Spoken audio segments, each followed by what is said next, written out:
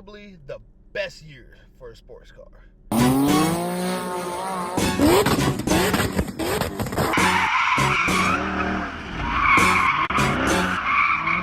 Let's go over some of them that I think hold the crown of legendary sports cars out of 2008. First on the list, Audi R8.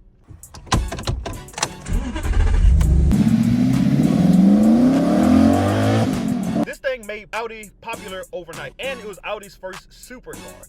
It had a gated manual transmission with a V8, 4.2 liter. This is before the V10. It was still amazing. It looks great. It's got that clean blade design, sounds good. The Audi R8 was the everyday supercar. Next on the list is the Nissan GT-R, aka Godzilla.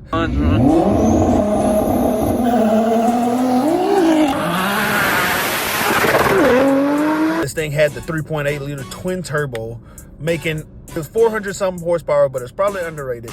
This thing came out kicking everybody's butt. Dude, this is also a highlight time, key time of 1320 video on YouTube.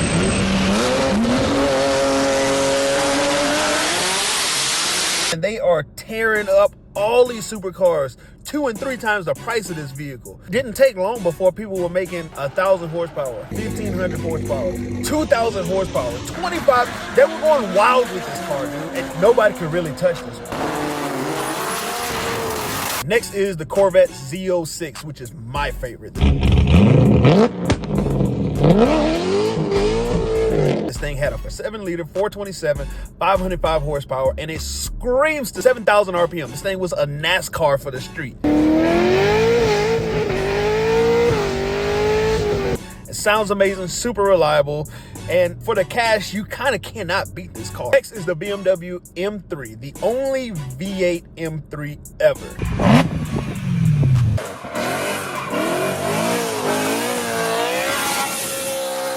And it had a 4-liter V8 that screamed up to 8,400 RPM. It's pretty much the crotch rocket for V8s. I've always loved the power bulge on the top of the hood. Another one we can't forget about is the Mercedes C63 AMG.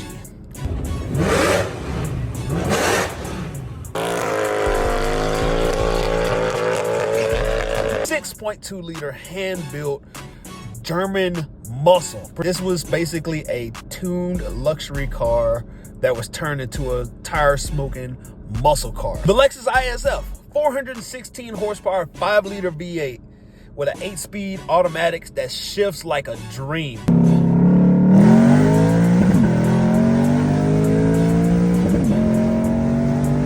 Cool car, amazing looking. This is when Lexus first started their F line of cars, and it sounds like no other. The Pontiac G8 GT. It's the Australian muscle car. It's one of the only domestic import cars, because Pontiac is domestic, but it was imported from Australia because it was built over there. Anyway, 6-liter V8. Big luxury sedan, could carry everybody in there, and you could also get really rowdy.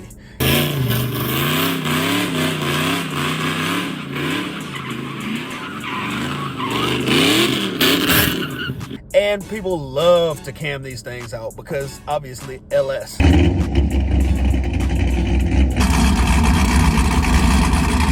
So that's the list. I think these are the best cars made in 2008. I think some of the best cars at all came out around 2008, you know, plus or minus a year or so. Some of these will be legends and are starting to be legends already. Thanks for watching, guys.